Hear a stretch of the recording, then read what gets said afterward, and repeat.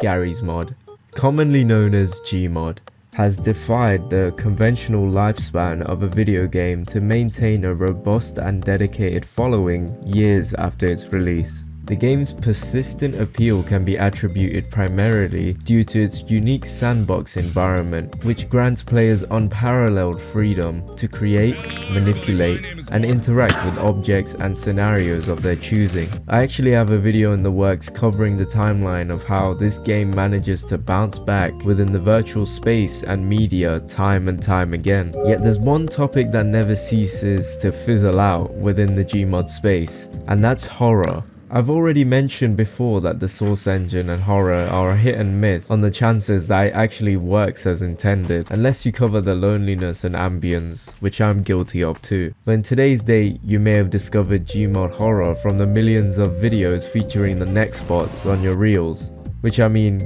come on bro, if a distorted Obama or a PNG image is scary to you, then to each of their own, I guess. The freedom and innovation of Gmod truly allows a player to create some impressive experiences. In this video, I've compiled a couple of horror maps that I want to go through and document my experience with them to see whether they're actually scary or just plain goofy. Some are intended to be horror maps, whilst others have unsettling secrets masked in a regular sandbox. So let's have a look at them. Starting off tame, GM_construct seriously doesn't need an introduction. It's an iconic starting map for a game that has spawned an infinite amount of memories for me and many players. You don't even have to play Gmod to understand the significance that this map holds in everyone's heart. Nothing seems out of the ordinary at first glance, but as you meander through the map, you might catch a glimpse of something out of the corner of your eye. This mysterious figure has a habit of tailing you quietly, disappearing just as quickly as you spot it. The map has a clever way of tapping into that sensation of being watched. Even when you're just cruising solo, trying to unwind or while away the hours, it's that slight inexplainable experience of just feeling like you're not alone. A ghost in the machine, as you might say. There's also a version of GM_Downtown which has a notorious history of being haunted and uneasy for the average player, and it works just as well, if not better. GM_Big City also has its own haunted version too. All of these maps have been created by the Steam user and YouTuber Lucia, who did a great job of making the player feel stalked. I've actually dived into this very theme in a video that I made a while back when discussing the game No Players Online, which you should definitely check out by the way. GM13 Hotels is honestly a classic. The map has been in the workshop for a while. Created by Sky Captain, it's essentially two buildings connected together by a bridge, having the interior host a ton of rooms. I like the fact that the building is just so high up that the bottomless pit is just the sky. It's honestly a regular experience. That's until you find this abandoned elevator shaft. Going down it, we have some abandoned rooms to explore. This portion of the map is pretty eerie, especially in single player.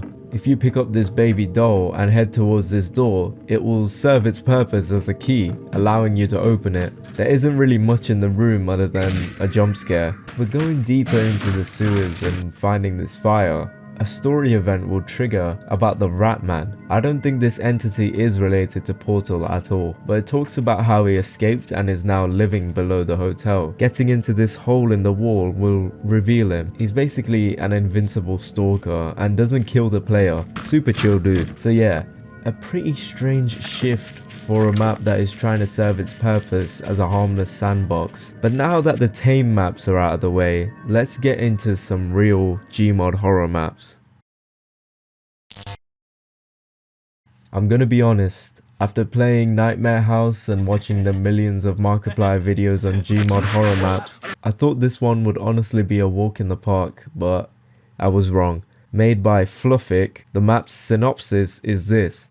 You play as a police officer working in the USA District of Columbia. You started the pursuit of a dangerous criminal who was found on a stolen car somewhere on the highway. During the pursuit, the offender flew into a ditch. The more hurt machine. What the fuck does that mean? And he received only a small wound, so he decided to hide in the house, standing nearby. There, your adventure begins. We start off in a room that gives us a brief story and gives us recommendations for the best experience. And so, we start. We're given a cutscene of the chase before the initial car crash, and the gameplay begins just outside the house. The map nails its environments. The moment I entered the house, I was immediately uncomfortable with the long hallways, empty rooms, and over-reliance on my flashlight, which the creator does know about, but I'll get to that later. It's eerily quiet, with the only sounds coming from my footsteps and the creaking doors. Picking up this newspaper article will inform you about a killer on the loose. We find a dead body that's impaled with an axe, and that's where our objective starts. Some of these jump scares in the map really got me, especially the first one. As predictable as it was, the loud sound had certainly caught me off guard. We find a generator outside that requires 2 gas cans in order to start. The first one's pretty easy to find, as there's a note telling you that it's basically at the second floor of the house. The second one is certainly a lot harder. I was pacing around the house for minutes on end trying to find a clue until I came across this drawing showing a secret button in a fireplace. So after pressing this hidden button, you have to head upstairs to press another that gives you the key to the door,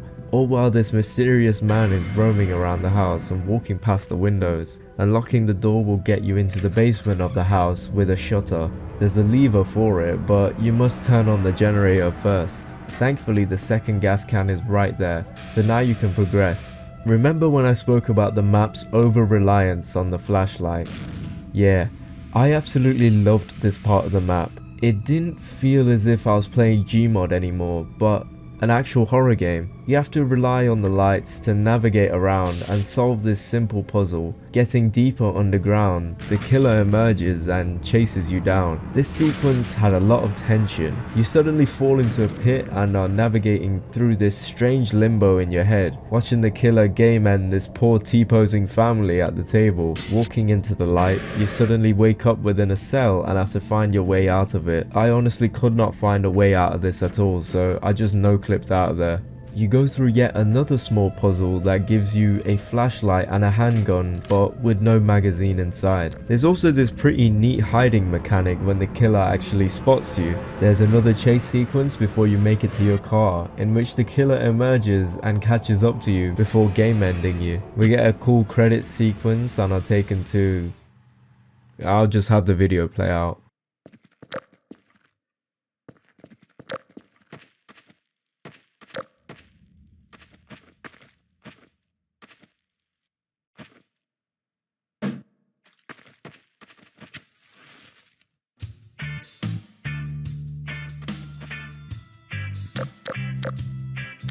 Overall, this was a solid horror map for me. It didn't rely on PNG images for its jump scares and told a good narrative. My only problem with the map was the fact that the first half's house was kind of hard to navigate through at times, since most of the rooms just looked identical, and the killer's model is just a Half-Life 2 citizen with a red jumpsuit, but the environments put me on edge and had me anticipating the jump scares, so it did succeed in being an easy experience. For the sake of time, let's move on to the next map.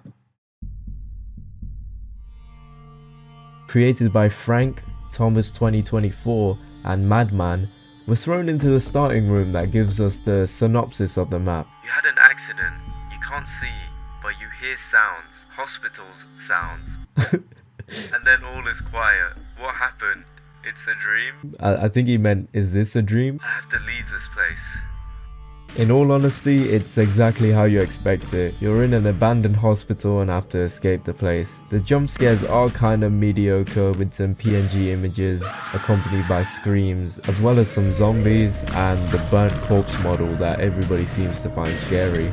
But what I did like about this map is the idea that we do have to find keys in order to unlock some doors. But the drawback of this is that you're kind of expecting the jump scares when locating the keys. And yeah, they're honestly not that good. But I did like the experimental stuff.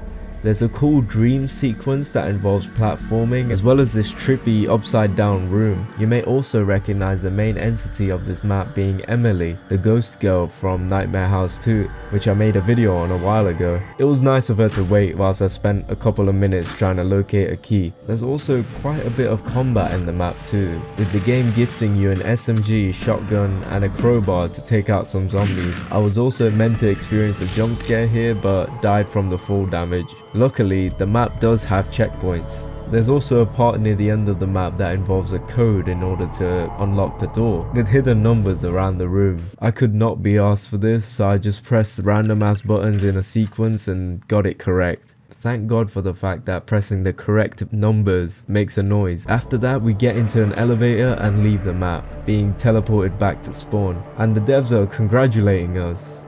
And wait, hold on, is that My Little Pony? So yeah, for a first map as claimed by the devs, it was pretty forgettable in all honesty. There wasn't anything notable or any narrative to follow whatsoever. Most of the horror elements and jump scares didn't really stick either, and it's just a horror map for you and your friends to enjoy.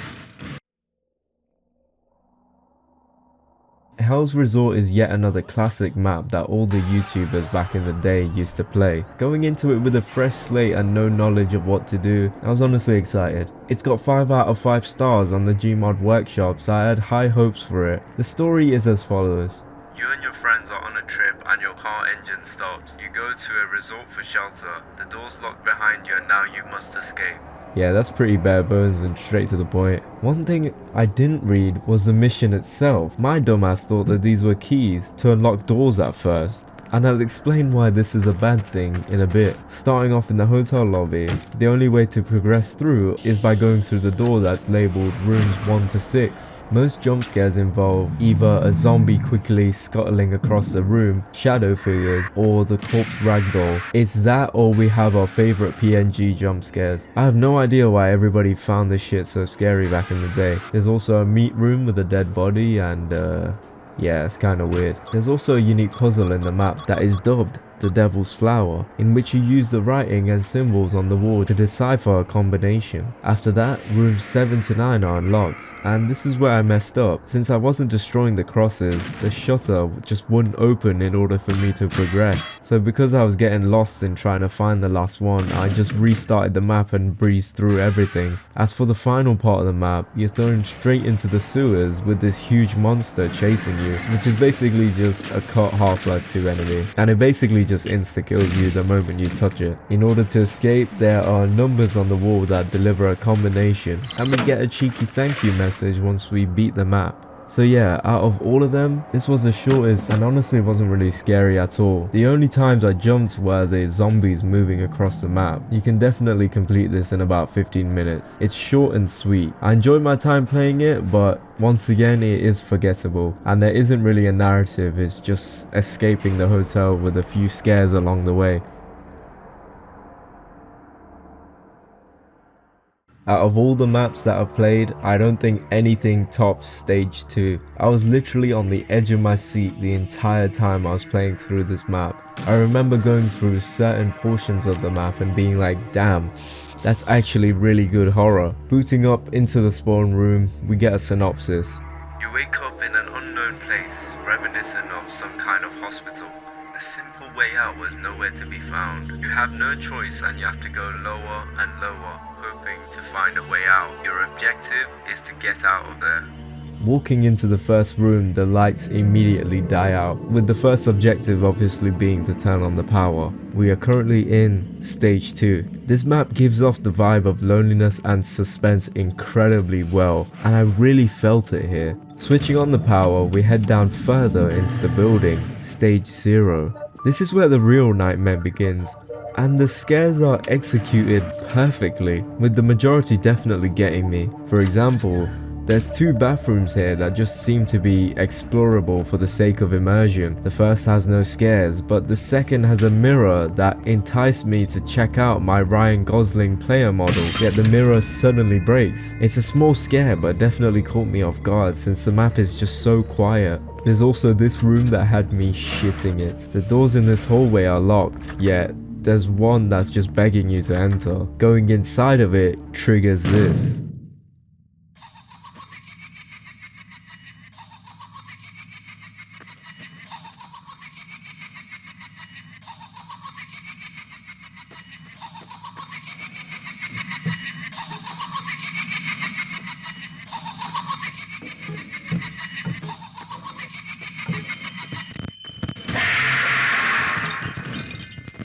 Yeah, I definitely need a new pair of pants after that shit. There's also a second jump scare that seems to be on a timer too, since it randomly appeared for me as I was walking in and out of the rooms in order to find out what I needed to do. Normally, Gmod horror maps have a certain trigger that the player must reach in order for the jump scare to activate, but having this one appear out of the blue felt refreshing and once again did scare the shit out of me.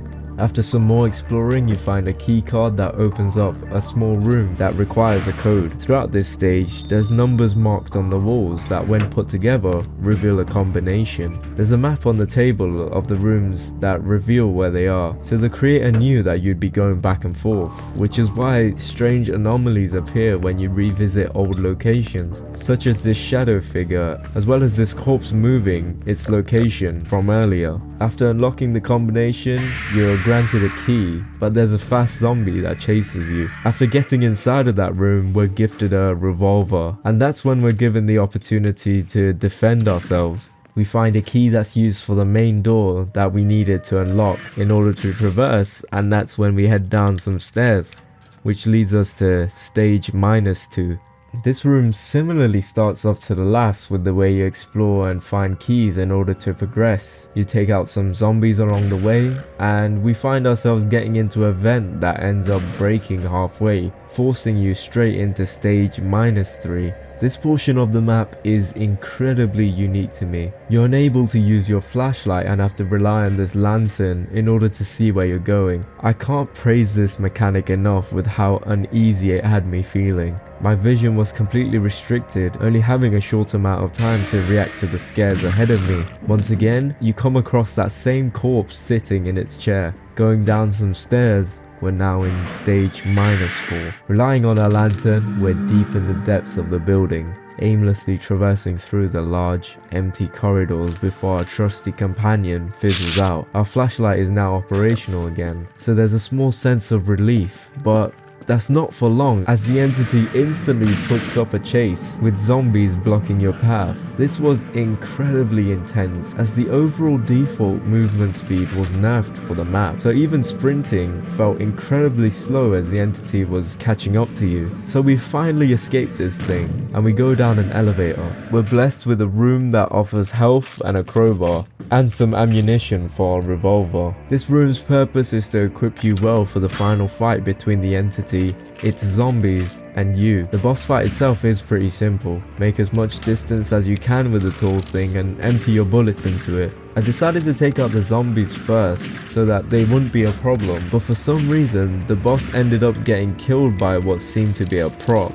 My guess is that it took damage after getting stuck in between the zombies that I killed earlier. This actually soft locked me from progressing any further, but thanks to the internet, the map ends here with the player getting into a car and zooming off, which concludes the horror map, stage 2. Overall, this was the best Gmod horror map that I played out of the bunch. It had me hooked the entire time. The puzzles weren't hard at all, and I loved the narrative of how progressing down deeper is the only way out. It kind of reminds me of the concept of that one movie, As Above, So Below, and the fact that it was created by the same dude who made Runaway 911 is insane, and he definitely has a talent for creating such good horror maps. The last map that I wanted to cover is one that takes complete advantage of the idea of liminal spaces. The environments feel so reminiscent of places that look familiar, yet seem so off. There honestly isn't much for me to talk about for this map, so I'll have the visuals communicate why traversing through it is just eerie and so well done.